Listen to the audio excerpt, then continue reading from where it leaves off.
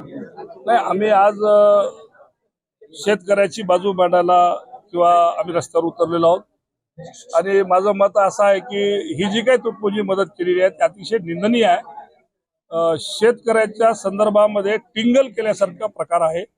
3,000 रुपयामध्ये एकरी 3,000 रुपये 3200 रुपये जे काही सरकारने दिलेले आहेत ते अतिशय तुटपुंजी मदत आहे। माझी तुमच्या माध्यमातून चॅनलच्या माध्यमातून मुख्यमंत्री उपमुख्यमंत्री या महाराष्ट्राच्या सरकारला विनंती आहे की शेतकऱ्याची टिंगल करू नका।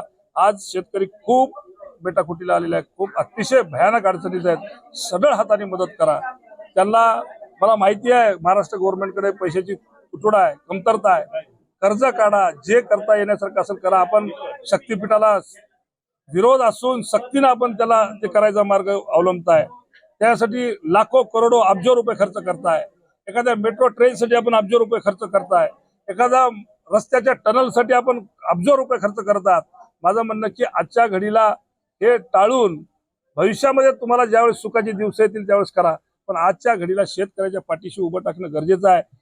शेतकरी राजा हा बळीराजा हा देशाचा पोशिंदा आहे आणि या पोशिंदा जगला तरच देश जगल। त्यामुळे आपल्याला विनंती करतो की आत्ताच्या घडीला शेतकऱ्याच्या पाठीमागे उभं टाकणं गरजेचं आहे। आपल्याला काय फार त्यांनी आणि हक्काचं मागताय। आपण हे टॅक्सच्या वसुलीतून पैसा जमा करून आपण हे काय राज्य चालवत असतो। या राज्य चालवण्यामध्ये मोठा हात शेतकऱ्याचा आहे आणि अशा वेळेस ज्यावेळेस शेतकरी परेशान आहे त्यावेळेस त्याच्या पाठीमागे उभं टाकणं आपलं कर्तव्य बनते।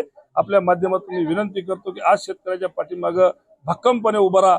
त्याच्यासाठी कुठल्याही प्रकारची कुचराई करू नका अशी आपण हात जोडून विनंती करतो। वसमत तालुक्यामध्ये गाव आहेत, असे गाव आहेत, या गावांमध्ये 30-40 शेळ्या म्हशी जनावर आहेत।